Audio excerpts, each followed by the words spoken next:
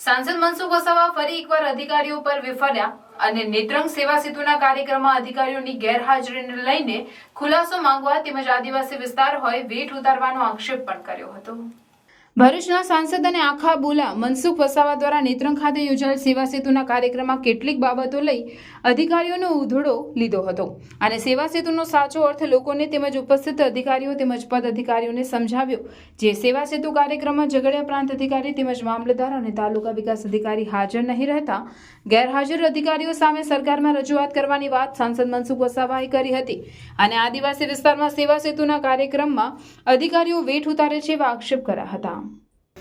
નેત્રંગના પેલા ગરીબોના લારી ગલ્લા તોડે હટાવે છે એ બીજા દિવસે કાર્યક્રમ કરી શકાતો હતો તમારે, પણ આ મહત્વનો કાર્યક્રમ હતો। આ મહત્વનો કાર્યક્રમ કે એ મહત્વનો કાર્યક્રમ, આખા કાર્યક્રમનું કાર્યવાહીની નોંધ કોણ લખે છે?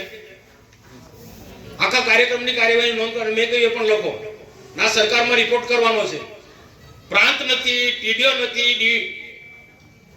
નથી, મામલતદાર નથી ને બીજા કયા કયા વિભાગના અધિકારી નથી ભાઈ।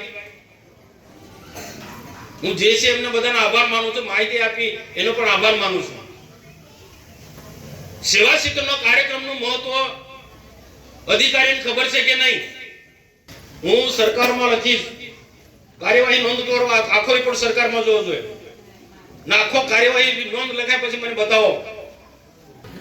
આદિવાસી વિસ્તાર છે એટલે આપણે વેઠ ઉતારવાની છે ભાઈ।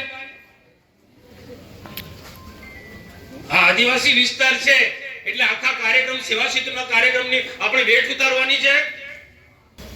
અને જો અહીંયા બધા પદાધિકારીને પણ મારી વિનંતી કે બધાએ આ અધ્યયન આપવું પડે ભાઈ। મનસુખભાઈ વસાવા એકલા બોલે તે નહીં ચાલે। આ અધિકારીને ખુશામત કરવાનું બંધ કરી દો તમે। આ સેવા સેતુ એટલે ગરીબોને આગળ લાવવાના, ગરીબોમાંથી બહાર કાઢવાના, ગરીબોને મદદરૂપ થવા માટેનો આ સરકારનો કાર્યક્રમ છે ને તેમાં મેન અધિકારી નથી। કદાચ ટીડીઓ ના હોય તો મામલતદારે રહેવું છે, મામલતદાર તો ટીડીઓ રહેવું છે અથવા તો પ્રાંતે રહેવું છે।